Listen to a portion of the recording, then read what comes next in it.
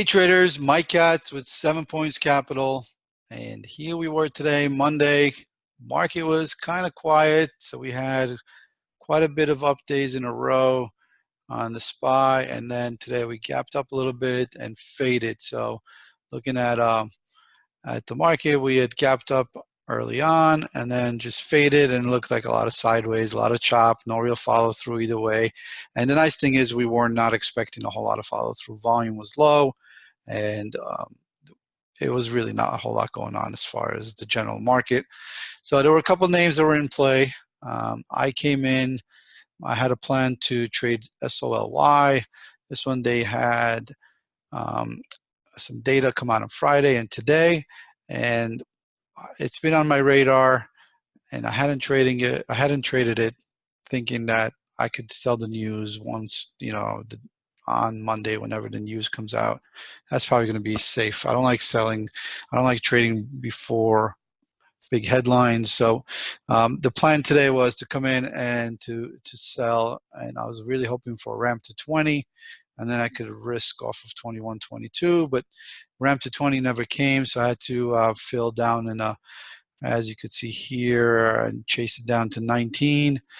But I didn't get my full size. I think I got like 20% of what I was looking to fill, and then got a pretty quick wash.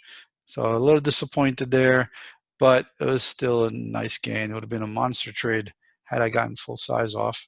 And then I covered some, and then when it started looking like it's stalling out and curling back down, I got bigger and then got some more. And I guess we'll see what the next couple of days bring. Maybe target down here. I am very aware of the fact that it curled up from 6, and then this time it curled up from 12. So that's a significant higher low. So I will be watching this area. $15 will be important. 16 I thought was important on the bigger chart. Let's see here. Yep. So this 16 area where we bounced off of here, that should be important level. And then we'll see how that holds the next couple of days. We had a big runner, CAPR, earlier today. I was in this, again, I wasn't trading very big.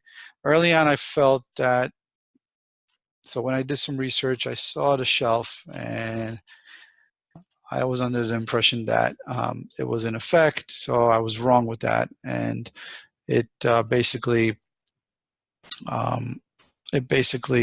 took off to the upside. So I was thinking, because there is a shelf, because H.C. Wainwright is their underwriter, they're as toxic as they come. They don't have a lot of money.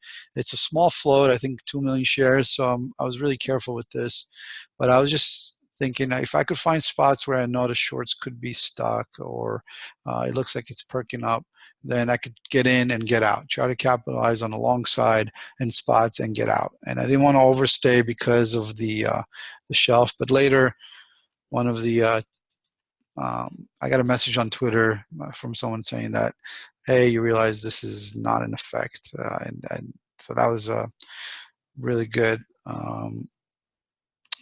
note. Helped me realize that it wasn't in effect.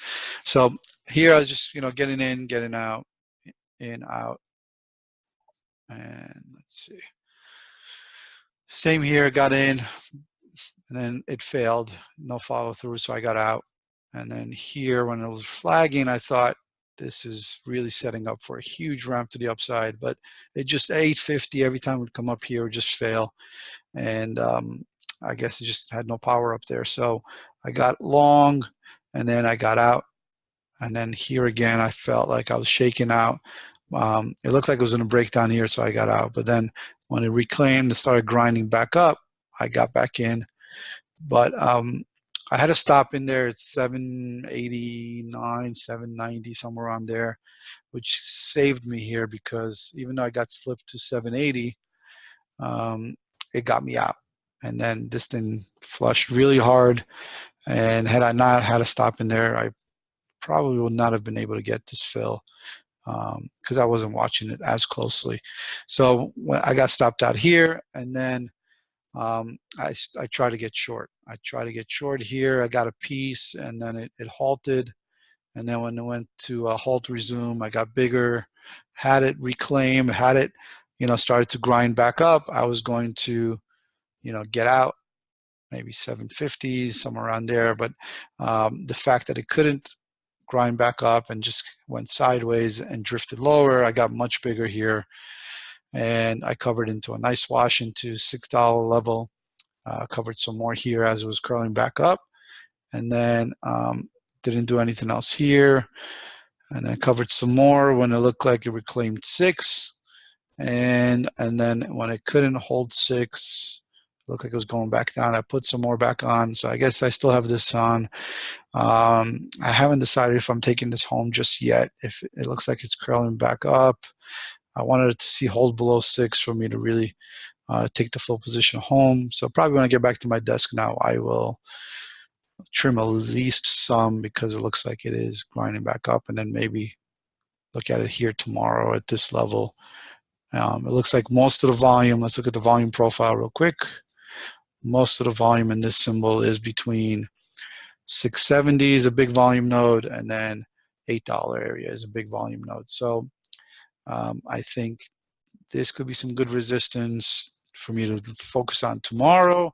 And then here, VWAP and $8, that could be another spot. But overall, this wasn't a main watch. So it closed weak. It had the big flush. I'm sure there's a lot of bags out there. And we'll just see. Maybe it wants to get back to 5 and 4. That's kind of what I'm targeting. So hopefully we can get some continuation to the downside. And let's see, what else? Amazon, this has been my trader for a while. I was in this one also. I came in short a strangle, and that's been good, holding those over the weekend, and nothing happened over the weekend, so I lost a lot of premium there, which was nice. And then came in, shorted some puts on the drop, some out of the money puts, shorted some out of the money calls, and then basically going home with a similar position as coming in. So Amazon has been good. I haven't traded the equity.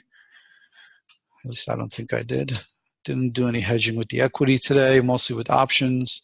So no executions there, but Amazon has been a great symbol, and that will continue to be my focus. We have banks reporting. We have JP Morgan tomorrow.